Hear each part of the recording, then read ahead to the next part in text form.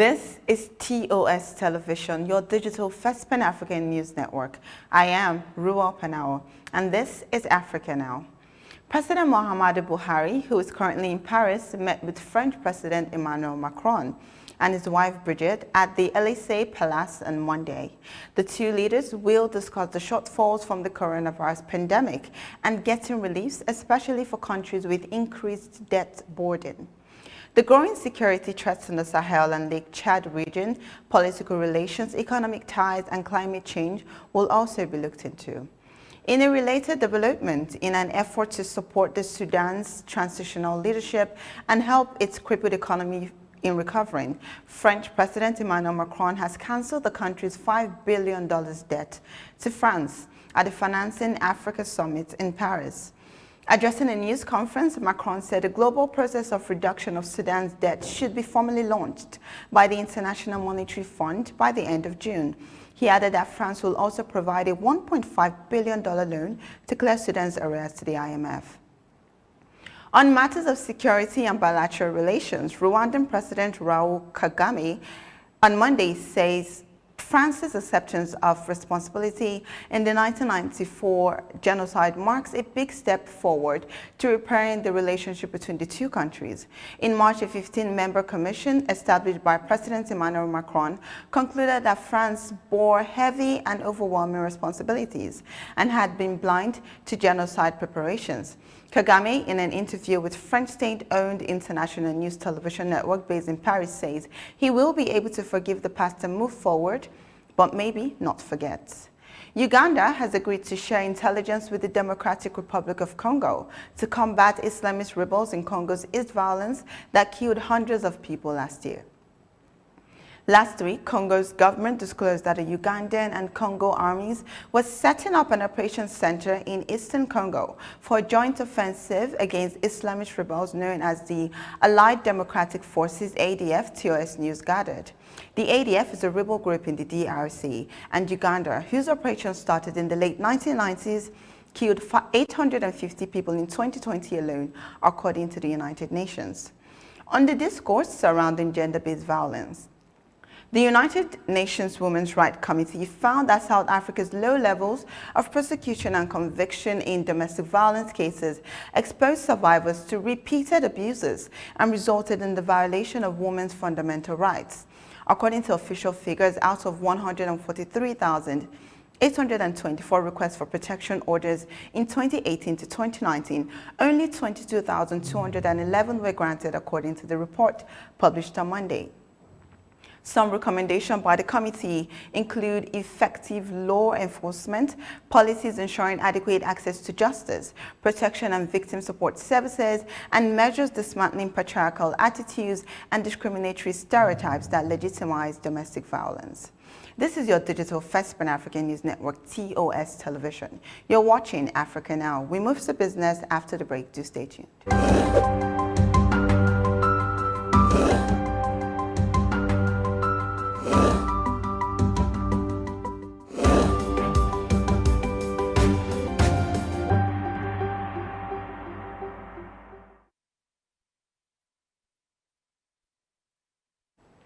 Welcome back. In business, Wednesday recorded a mass disruption of activities as banks, hospitals, schools, railways, and other essential services remained shut on the first day of a 5-day warning strike embarked upon by the Nigeria Labour Congress NLC in Kaduna State. The strike is in response to reform in the civil service that led to the recent mass dismissal of workers.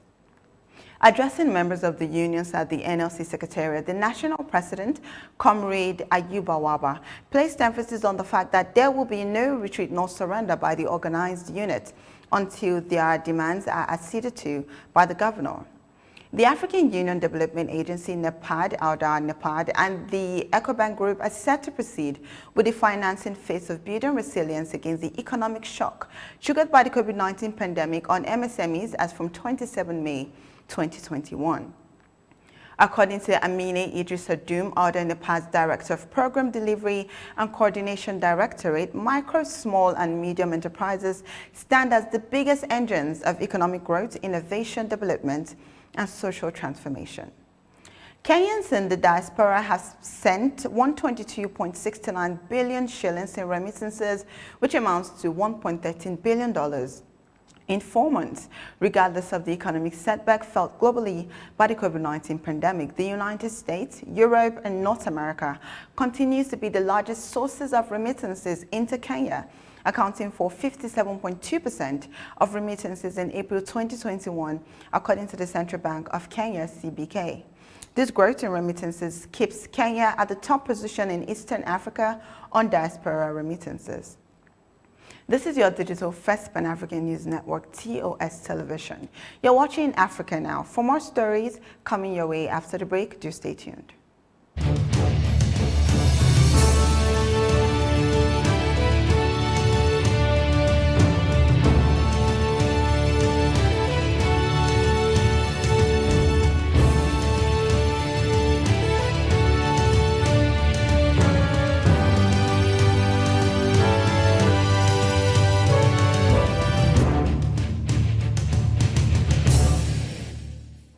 Thank you for staying with us on Health Matters. All imports of poultry and poultry products from South Africa have been banned by Namibia after the outbreaks of avian influenza in the neighboring country. The South African country has suffered many outbreaks of the avian flu. The Agriculture Ministry, in a statement on Monday, said all consignments containing poultry products packed in their final packaging on or after March 19 are banned. The H5N8 strain of the flu is highly infectious among the birds but pose little risk to humans. The Tanzanian government has been advised to consider a COVID-19 mass vaccination program and to start making coronavirus information public. President Samia Suluhu's new approach towards the pandemic seems different from her predecessor, the late John Magufuli, who downplayed the pandemic. The 14-member health task force set up by the President Samia drafted 19 recommendations that have been submitted to the State House in Dar es Salaam, awaiting her approval.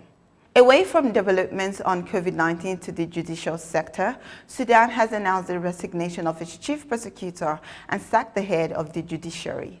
Sudan's Sovereign Council, in a statement on Monday, said it has accepted the resignation of its chief prosecutor and fired the head judge from her position. Although the statement noted that the chief prosecutor, Tajal Seh Al-Hiber, had repeatedly been asked to step down, but no reason for the decision was given. And that is Africa Now. For more updates, do visit our website at www.toscbnetwork.com. Follow us and like our social media handles on Facebook, Twitter, and Instagram. And remember to subscribe on YouTube. Do stay with us and enjoy more programs on TOS Television Network. I am Ruel Panawa. Thank you for watching.